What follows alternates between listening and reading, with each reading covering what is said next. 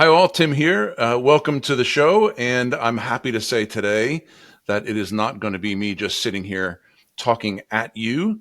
One of my goals for this channel was to bring in other like-minded IT people from around the world, really, and have an opportunity to talk about technology and careers and bring some advice and guidance to folks. So today, Marc Carone is going to join me. Marc came highly recommended from some mutual acquaintances. And what I thought I'd do is just give you a little bit of his bio, and it's going to leave plenty for us to explore. So Marc is an Agile and ITIL certified global client service delivery leader who has built and mentored high-performance teams for Fortune 500 companies across 25 countries, providing world-class IT support solutions and continual improvement to over 25,000 employees and customers. Marc has received multiple company awards for leadership and has sat on customer advisory boards, helping companies to transform their service offerings. Marc is also a mentor to future leaders and a DJ and electronic musician. Maybe we'll do an additional episode just on music. But Marc, welcome. And like I said, there's plenty to talk about there. Why don't we start with expanding a little bit on that? Tell us a little bit more about you, what your background is, and maybe start with helping us understand how you actually got into IT. Yeah, well, first off, Tim, thank you very much for having me on the podcast today. I really appreciate it. And it's been great chatting with you and getting to know you. It's an interesting journey. I've always had a love for music, and it started early on, I would say, even back to high school. I had a few friends who were DJs, and I just gravitated towards that world. I loved dance and electronic music. And I got into that whole world by learning how to DJ. Some of them had mentored me, taught me the craft. And as I progressed into college and I continued to get better and practice, I started doing some gigs at college. And that eventually progressed into doing local residencies at the clubs in the area. So it's something I really enjoyed doing. And then that moved further into music production. And I think that's where my IT journey began. So building a studio, early on in the Windows days, downloading software, installing drivers, audio issues, all that good stuff with trying to get your studio sorted.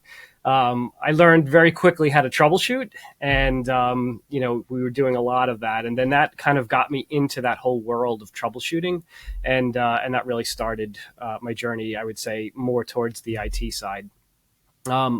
A buddy of mine he was a network technician at a financial services company. So when I finished school, I had reached out to him, and they were looking for service desk technicians at the company. So he helped get me set up with an interview. I interviewed for a role as a service desk tech. And I remember initially walking the floor with all the service desk techs, at their desks, and they had 5-6 monitors. They're monitoring all these systems. They had green screens, Unix terminals, you name it. And it was a little overwhelming at first, for sure. But once I got in there and I started to learn the systems and do the troubleshooting, I loved it. And I knew right away at that point that this is where I was going to spend my career. And you've been at it for a while, right? Yep. I recall those days as well. Maybe I've got a few more years at it than you. I would go back to the Windows 3.1 and DOS days where memory management and drivers were a real headache. Win95 made it a little bit better. They brought in some really cool multimedia features. But it's interesting as I kind of look back. There's this recurring theme of a 20-year time span. My employer, who you know as well, Nextthink is 20 years old this year. I had actually spent 20 years at my previous employer at the Hartford from 95 to 2015. So through a lot of the informative and advancements of end user compute, but you've been at it for 20 years as well. So did you have, once you kind of got and realized where you wanted to start, how did you map out your journey? Did you have a career plan, or I think like many in IT, did you kind of navigate it as different opportunities came up?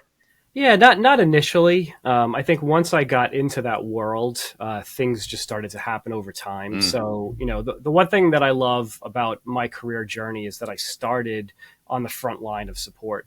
And I think as I took on roles at different companies over time, doing a variety of different things, right, leading service desks, leading desktop support teams, engineering, then ultimately leading global service organizations, I felt like starting from the beginning gave me a good perspective of customer support, servicing people, helping teams, providing value to companies, and that's what really I think kind of helped me progress in my journey. I've always been passionate about helping others and customers, and I didn't initially choose a management track. I think it was kind of Mm. chosen for me.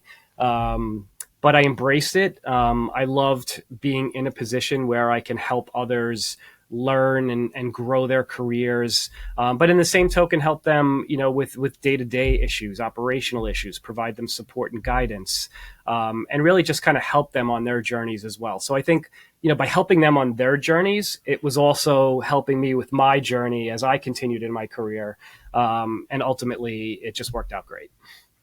As I look back on some of the things that changed my career, I actually went back to the school I graduated from, the tech school, and taught at night. And I actually learned over those couple of years teaching at night. I think I learned more in that with that experience than I did an actual student. So you're right, mentoring and leading and helping other people is a benefit not only for them but for you as well. And as I look back over that career, it almost feels like it's a dozen little mini careers, these different segments in time that are singular and distinct from one another. And I look at how I made the advancements from one to the next. What would you consider, kind of looking back at your career? What was your big break that really you look at as, man, this really made a difference in my career? Well, I think there were jumps from company to company, right? I mean, Yeah. obviously, as you're moving from one company to another, you're either taking on larger responsibility, larger compensation, et cetera. So I think there are advantages of moving into different companies. The one thing that I love about that is you also get an appreciation for the cultures of different companies. Mm. Because every company has its own culture, right? And it's not always a fit for some employees, and they realize that sometimes, when they get into the company. I've been very fortunate. I've worked at great companies with amazing cultures. I've had great mentors over the years. So on that progression from company to company, I think it's made me well rounded.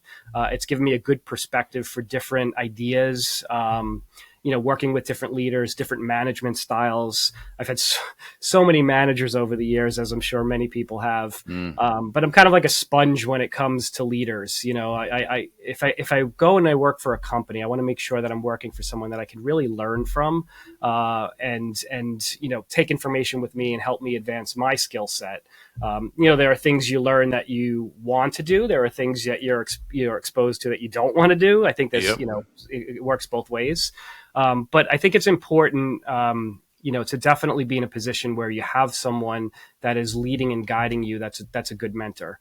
Good leaders are active listeners. So, I spend a lot of time listening to what my team has to say because, your team knows best what's happening, Right. right? They're on the front lines, they're exposed to everything that's going on. So the more that you listen, empathize with the situation that they're in, you'll walk away with a really well-rounded perspective on what the situation is at any given time. And then you can adapt your leadership style or, the way that you approach that situation based on what's happening at that time.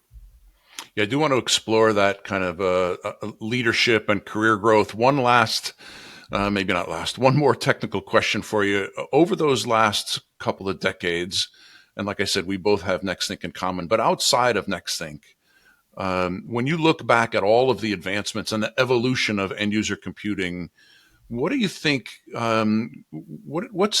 What's the one that stands out to you that's really impressed you and said, "Man, this is really a game changer"? I mean, there have been many good products over the years. I think if I look more recently, this pivot to remote working and hybrid working, Mm. I think has really been a game changer. People have tools, collaboration tools, right? Your Slacks, your Zooms, Teams, etc. all these tools really enable you to be highly productive at your desk and wherever you are. When I think back in my career early on, when we used to have, DR sites and, Mm-hmm. managing the updates, annually, semi-annually of these computers and doing DR testing and all of that. I mean, that is really, kind of gone away. And now your business continuity is your laptop and your smartphone, right? You go to your house and you're pretty much all set and you can do everything that you need to do. As an executive, I've traveled quite a bit, and my phone, there are times where I don't even bring my laptop with me. I just Yep. have my phone. I've got my finance apps on it. I can sign, sign POs, legal documents, etc. I mean, you can do pretty much everything that you need on the road. So I think this pivot to mobility was definitely a game changer for the industry, and certainly for employees as well. I mean, having the ability and the flexibility to be able to work from anywhere, I think benefits both the employee and also the company.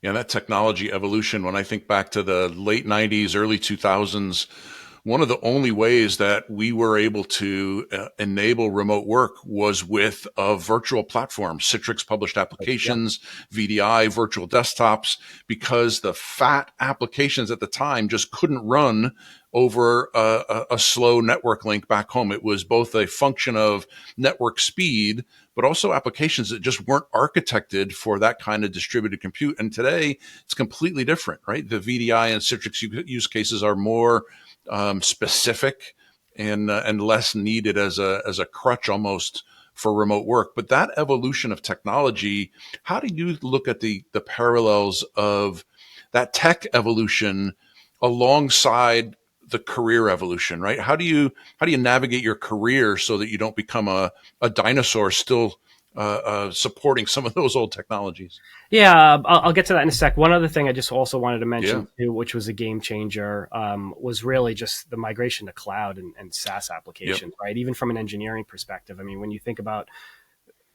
back when we used to have to manage all fat clients and deal with local installations and then the troubleshooting load that put on your support teams, that has really freed up and lightened the computer and the OS, where the troubleshooting has become much easier. You drive less calls over to your service desk, and again, it kind of contributes to that mobility part of it. But as far as the Sure. career evolution is concerned, I think you just need to stay current, right? The technology obviously moves fast. There's the hot buzzword of the time, right? Obviously, right now it's AI.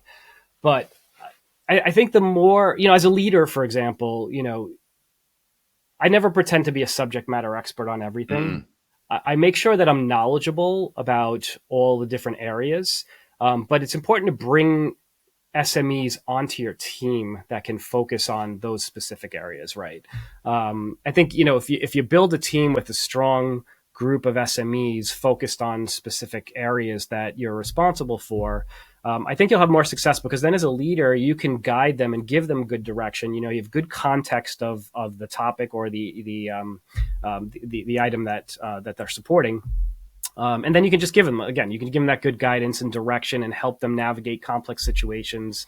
It's not so much about the technology itself. I think it's about simplifying whatever the problem is, prioritizing, making sure you have the right people assigned to whatever that task is, knocking out quick and easy things so that you have some quick wins, and then kind of focusing, in that manner so you can, make some good progress. I think it's a really good point. I've worked for some managers in the past who kind of built their career being a manager and didn't come up through the ranks, right? The type of manager that said everyone needs to be at the same level of communication skills and everyone needs to be at the same level of technical and coding skills. And if you're not, we're going to mark you down on your performance review until you get your communication skills up. Well, that individual might be poor at communication, but he can code like nobody else's business. So why would we mark him as a poor performer just because he's not an extrovert and can't get up in front of a meeting and talk for an hour? It just the culture of management brings a very specific culture, and having flexibility across your team, having a diverse team is really an advantage. Talk a bit about those advantages of coming up through the ranks and understanding what it means to be technical, but also manage technical people, right? There's plenty of upsides. Maybe are there any downsides to it? And do you feel that technical people really get the right guidance from a technical manager? Yeah, it's an interesting question because I think there are two career tracks, right? You've got an individual contributor track and you've got the management track. And I think in the past, right, when there wasn't a good career track for individual contributors, the natural progression was to move them into management, right? And whether they wanted to be a manager or not, when they looked at career advancement, they said, okay, well, the next step for me is to be a manager. And in many cases, people were moved into that role and they weren't given the proper training and support and mentoring to teach them how to be good people managers.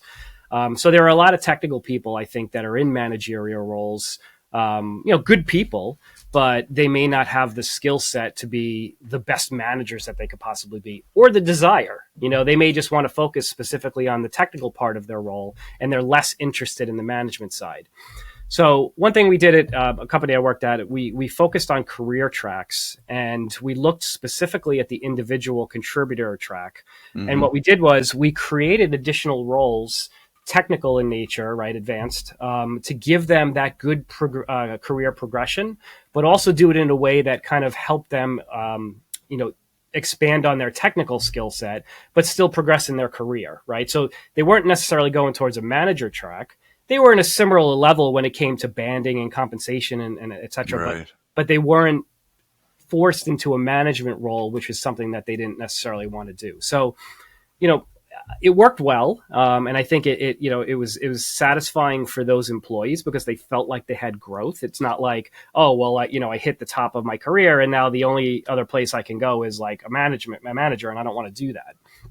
So I think it's important to look at the individual contributor track, and technical tracks and make sure that you have a good career progression for those folks who may not be set up to be a manager, but provide a lot of value to the company, are highly skilled, have jobs equally as important, but they also have a path for themselves as well.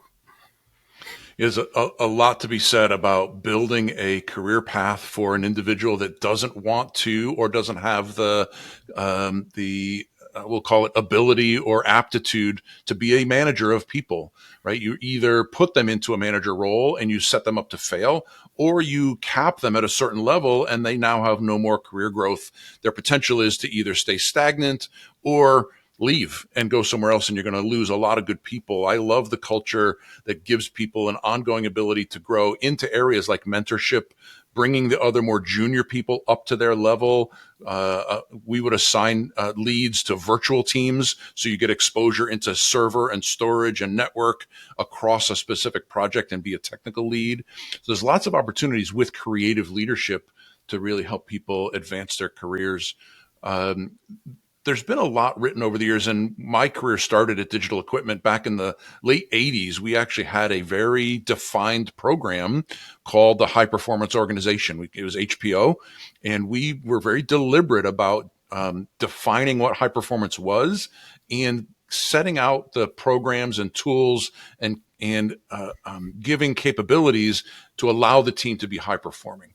And it gives, it requires management to give up a lot of control and let that team go define what they're going to do and how they're going to achieve it without a manager being there to tell them what to do and you're not doing it right, all the micromanagement parts of it. What are your thoughts about high performance organizations? How do you approach it? I wrote an article recently on it, basically, the road to service excellence begins with your team. And this is something that I'm most passionate about. In order to build a high performing team, right, you have to invest the time in the individual members of your team. And what does that mean? So that means understanding what gets them going, right? What motivates them. Mm-hmm. Understanding their skill set, understanding whether they're aligned to the right roles, right? Understanding whether they understand the company vision. Are you articulating that clearly to them? Are they on board with what you're trying to accomplish as an organization? I spent a lot of time over the years sitting with individual members of my team, right? Having informal pop-ins with them, checking in on them, listening to what's going on at any given time, understanding, what some of their challenges are.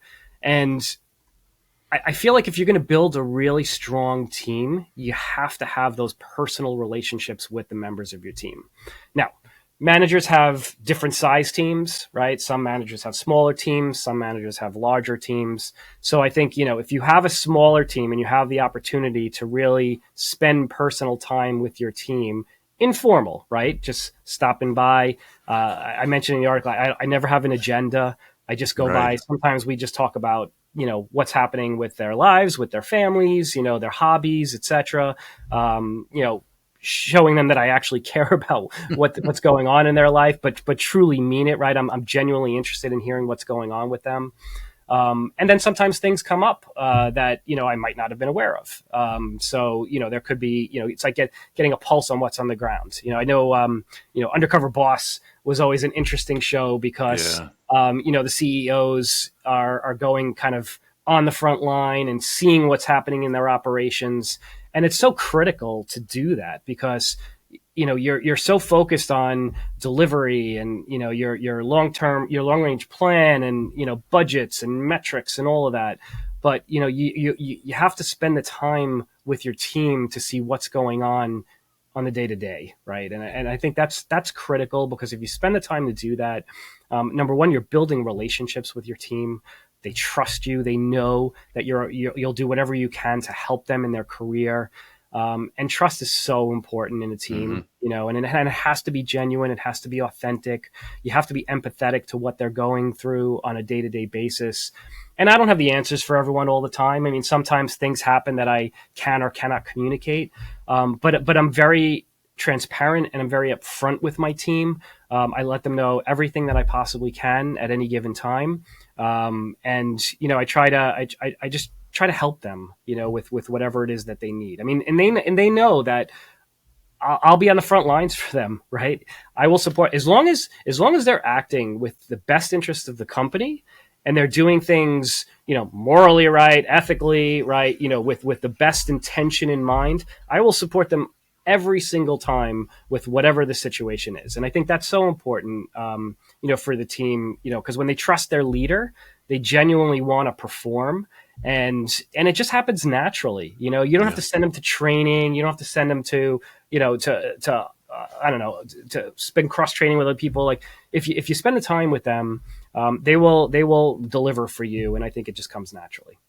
And trust is earned, right? You've got to be able to demonstrate to them that they can trust you. Trust isn't established just by saying you can trust me. You've got to walk the walk and talk the talk. You got to be the whole package. One of the things that I learned, and it took me a while, honestly, to learn it, was one of the downsides of being that technical manager coming up through the ranks. I couldn't take my hands off of the technology. I wanted to continue to get in and configure an SMS package or edit a login script or manage the Altiris environment. And at a certain point, I realized I can't do double duty by doing the technology piece and then having to manage some of the things that Yeah. came from it was taking away from my task of managing my people. And it's a hard lesson to learn as a technologist because that's the fun part. And I've navigated my career by going in and out of management. I'd have management leadership positions. I enjoy it. But over a long career, 35 years now, I've learned that while I'm good at managing teams, I enjoy it. It's not what lights me up. What lights me up is being the individual contributor leader, being able to lead other people without having to do the HR pieces. And there's flexibility and freedom in being that individual contributor in that kind of a role versus being the manager. And It's an important lesson to learn as yeah, you come up through leadership, right? And you become a manager in your career. Like yourself, I'm very hands on, and I'm passionate about the technology. I love to roll up my sleeves and get in the weeds. But the reality of it is, especially if you're leading a large organization, you're not awarded with the time to do that. yep, So if you and I see this happen with a lot of managers too, where they're so far in the weeds that they lose perspective from stepping back a second, and their guidance is kind of skewed because they're only focused in tunnel vision, right, in like one area. I think you have to trust in your team. You have to know that you hired good people. They have a great skill set. They're not going to win every single time. They're going to make mistakes, but mistakes are part of learning. As long as they're learning from that and growing and not making the same mistakes multiple times, it's a good experience for them. But you have to pull yourself back a little bit. Yeah. I don't think you can be an effective leader if you're constantly in the weeds, because like I said, it kind of skews your vision a little bit. You have to give them the ability to kind of flourish. And it's a balancing act, right? As a leader, you need to have a certain level of detail of what's happening, what's going on, what's the status of certain things. You've got to be able to manage up and communicate up. And to do that, you've got to be close to the team, but it doesn't necessarily mean you need to be hands-on. And at Nextthink, I've had an opportunity to manage non-technical teams, a business value office where we did a lot of ROI calculations, the sales enablement function, which is essentially a training organization to train sales folks. I'm curious what your thoughts are on the differences between managing and leading an IT technical team versus some of the other, I'll call them overhead functions of HR or legal. They're technical in their own way and their own disciplines, but I'm curious what your thoughts are about technical versus non-technical teams. Yeah, I mean, I think a good people manager is a good people manager, Yeah, right? I mean, obviously each function has different elements to it, right? HR has its own systems and tools that they use. Legal does, IT does, right? Um, but if you're giving your people good guidance and direction, if you're able to take complex tasks and simplify them, um, I don't know that the function really matters. I mean, it is important to be knowledgeable of your function, right? Because you need to know. I mean, obviously you're leading the function, so you want to know the tools that you're using and be able to help your team, navigate their challenges. But I think if you're a good manager and you're applying some of the things that I talked about earlier, it matters less about the function and more about the people, right? Because you know you can learn anything. If you go from one area to another, people move from one job to another within companies, outside of companies, all the time, right? You get into a new role, you have to get familiar with the tools that you'll be using, the type of support you'll be doing. Um, and I think it's the manager's job to make sure that you're empowered and that you have the tools that you need to succeed, right? So if I'm not, I mean, I haven't managed an HR function, but if I were in a position where I was managing an HR function, the first thing that I would do, obviously, is get acclimated to everything that's going on in that function and make sure that my SMEs have everything that they need to be right. successful. And then I can give them that guidance and direction as they're navigating different challenges. So yeah, I think it's more about people management than it is about function. And I think if you're a good people manager, that skill set is transferable. Absolutely. Good points. I think that's a good place to wrap it up, Mark. I really love talking with you. Likewise. Any closing thoughts, maybe where people can find you online, any parting wisdom, and what are you thinking? Well, yeah, again, Tim, thank you so much for having me today. I appreciate it. Glad to be able to share some thoughts back and forth. I'm on LinkedIn, so you can find me on LinkedIn. Pretty easy to get to, Marc Carone. If you're into electronic music, you can find me on my website, djm101.com. Lots of DJ mixes and original music there as well. But as far as parting thoughts are concerned, again, the one thing that I'm the most passionate about is leading and mentoring teams. So if you're a people manager and you're managing, whether it be a small organization or a large organization, take care of your people, right? Take the time, invest the time in getting to know the individuals within your organization and build those relationships with them, because it's super important. If you want your team to be high performing, you need to be able to have those relationships with them, open, transparent, empathetic, right? Help them along the way, and they will deliver for you. Excellent advice. And maybe I'll give you a shout offline I need a little theme music for the channel. So Sure. maybe we'll We can work on collaborate on that. that. Sounds In the good. meantime, thanks to everybody for listening. That does it for today. Loved having Marc on. If you have an interesting or unique career story, a technology story you'd love to tell, a problem and a unique solution, I'd love to have you on. Drop a comment in the comments here. Drop me a line, tim.flower at theproactiveitguy.com. If this is something that interested you, click like and subscribe, and we'll talk again soon. Thanks all. Bye, everyone.